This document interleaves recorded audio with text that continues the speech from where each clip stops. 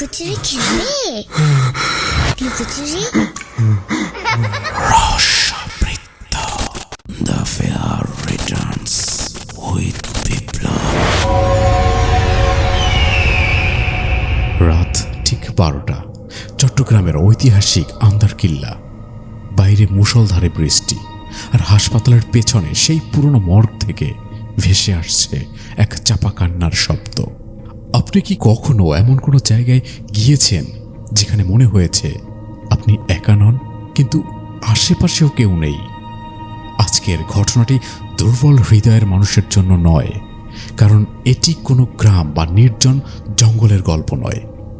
এটি চট্টগ্রাম শহরের মাঝখানে অবস্থিত এক ব্যস্ত সরকারি হাসপাতালের মর্গের গল্প, যেখানে নাকি রাত নামলেই মৃতরা শান্তিতে ঘুমায় না। ঘটনাটি আমাদের কাছে পাঠিয়েছেন মিসিক আল মারুফ ভাই। এর আগেও তিনি আমাদের কাছে একাধিক ভৌতিক ও রহস্যময় অভিজ্ঞতা শেয়ার করেছেন, যেগুলো আমরা রহস্যবৃত্ত চ্যানেলে ইতিমধ্যেই প্রচার করেছি, আর আপনাদের কাছ থেকে অভূতপূর্ব সাড়া পেয়েছি। কিন্তু আজকের ঘটনাটি তার পাঠানো সব ঘটনার চেয়েও একটু বেশি অস্বস্তিকর, বেশি বাস্তব, আর অনেক বেশি ভয়ঙ্কর। চলুন তাহলে আর দেরি না করে ঢুকে পড়ি আন্দারকিল্লা জেনারেল হাসপাতালের সেই অভিশপ্ত রাতের ভেতরে, যে রাতের পর একজন নার্স আর কখনো মর্গের দিকে তাকায়নি।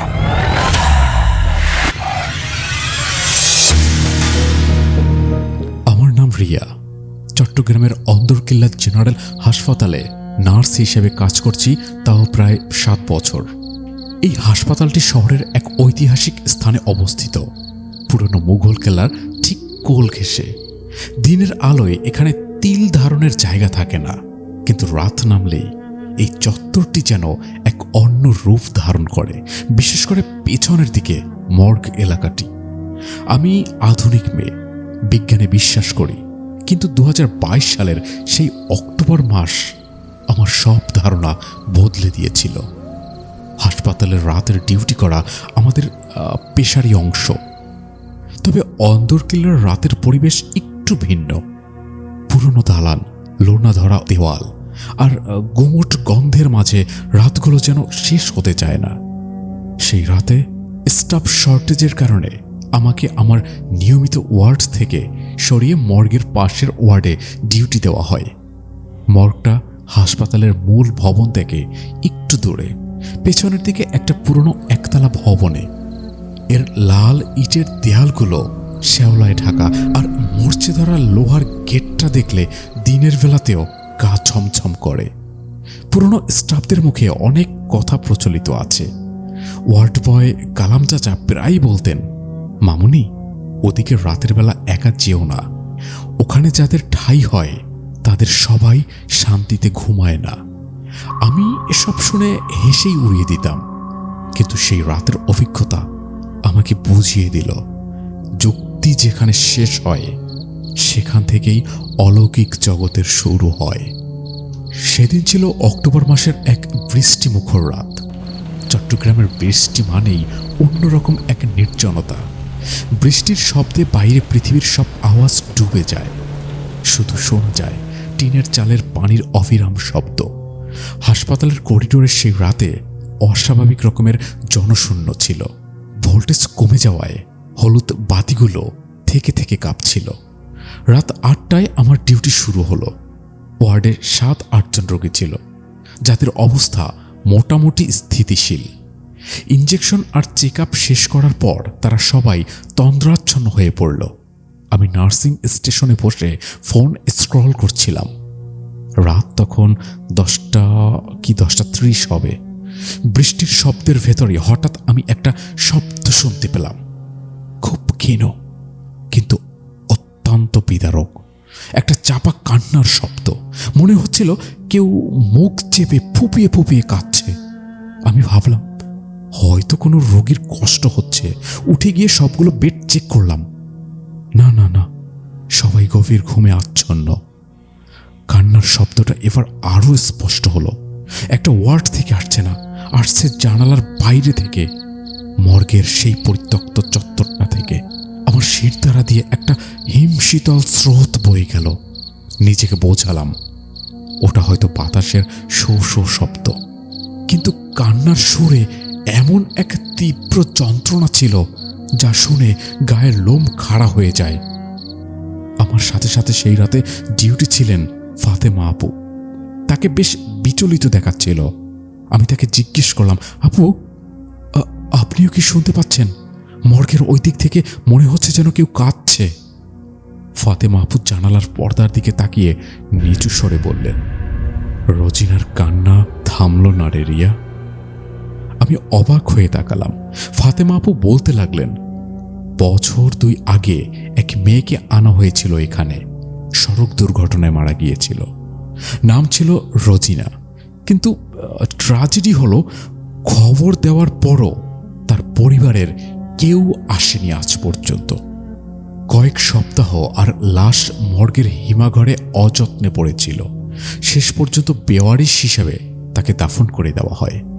বলা হয় অবহেলা আর অপমানে মারা যাওয়া সেই মেয়েটির আত্মা এখনো এই মর্গ ছাড়েনি।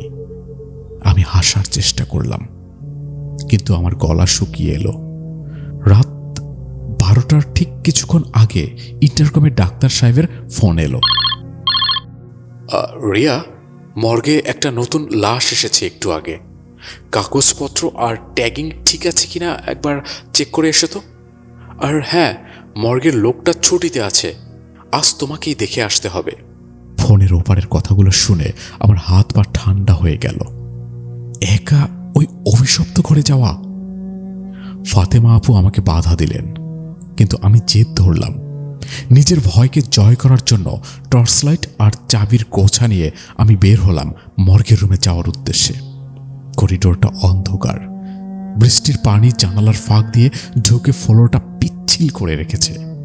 মর্গের দরজার সামনে পৌঁছতেই দেখলাম দরজাটা সামান্য ফাঁক হয়ে আছে। ভেতর থেকে এক অদ্ভুত শীতল হাওয়া বেরিয়ে আসছে, যার সাথে মিশে আছে কড়া ফরমালিন কটু গন্ধ। আমি কাঁপা কাঁপা হাতে দরজাটাকে ঠেলে ভেতরে ঢুকলাম। ভেতরটা ঘুটঘুটে অন্ধকার। স্টিলের সেলফগুলোতে চাদর ঢাকা। লাশগুলো যেন মূর্তির মতো পড়ে আছে। মাঝখানে টেবিলে রাখা হয়েছে নতুন আসা লাশটি। আমি কাগজপত্র মেলাতে মেলাতে হঠাৎ অনুভব করলাম ঘরের তাপমাত্রা আরো কমে গেছে।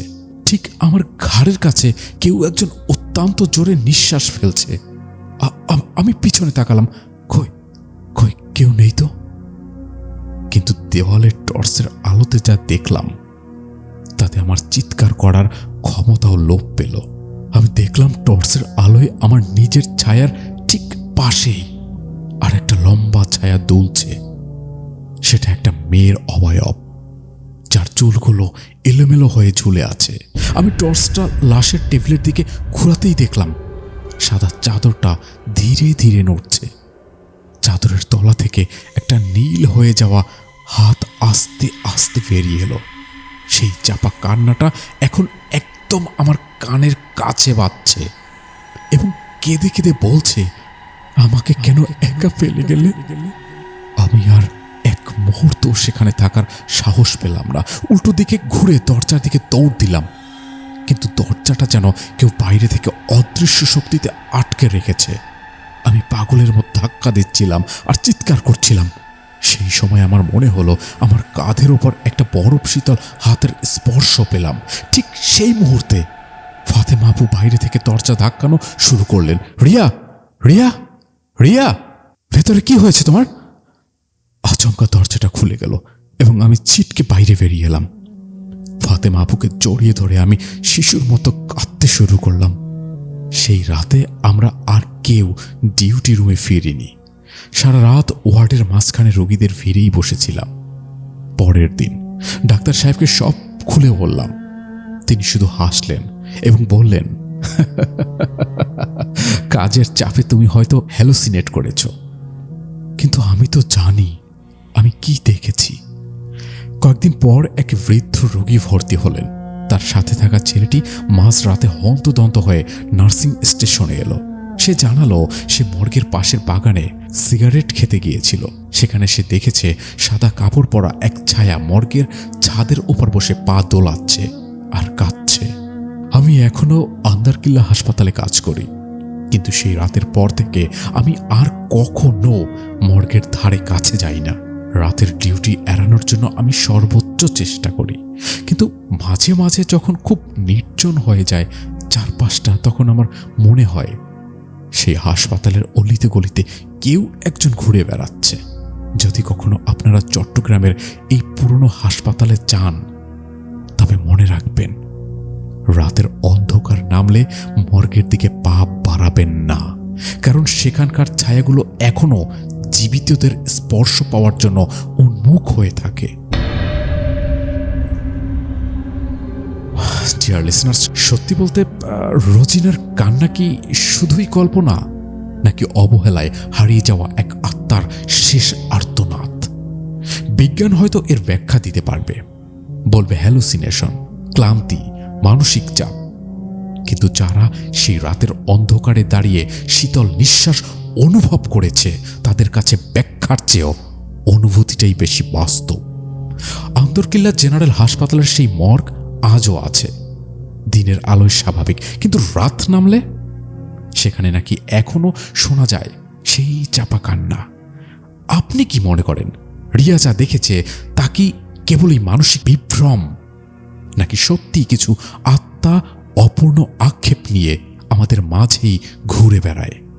আপনার মতামত অবশ্যই কমেন্টে জানাতে ভুলবেন না। আর যদি এমন কোনো বাস্তব অভিজ্ঞতা আপনার জীবনে ঘটে থাকে, তাহলে অবশ্যই ইমেলে পাঠিয়ে দিন আপনার জীবনে ঘটে যাওয়া সেই ঘটনাটি। আপনার সাথে ঘটে যাওয়া ঘটনাই হয়তো হবে রহস্যবৃত্তের পরবর্তী পর্ব। ভিডিওটি ভালো লাগলে অবশ্যই লাইক দিন, শেয়ার করুন, আর রহস্যের অন্ধকারে আমাদের সাথেই থাকতে সাবস্ক্রাইব করে রাখুন রহস্যবৃত্ত। কারণ আমরা ফিরব আরও এক নতুন সত্য ঘটনা নিয়ে, যেখানে যুক্তি থেমে যায় আর শুরু হয় অজানার রাজত্ব। আমি বিপ্লব আজ এখানেই বিদায় নিচ্ছি। পরবর্তী এপিসোডে তুলে ধরবো এরকম আরও একটি কোনো নতুন ঘটনা। সে পর্যন্ত ভালো থাকবেন। ধন্যবাদ।